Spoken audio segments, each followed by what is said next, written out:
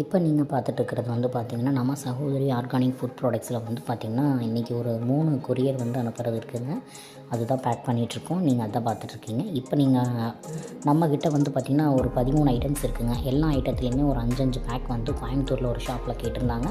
அவங்களுக்கு தான் வந்து எல்லாமே பேக் பண்ணிகிட்ருக்கோம். ஒரு பெரிய பாக்ஸ் பார்சல் ரெடி ஆகிடுச்சு. கொரியர் பேக் பண்ணுறதை இப்போ நீங்கள் பார்த்துட்ருக்கீங்க.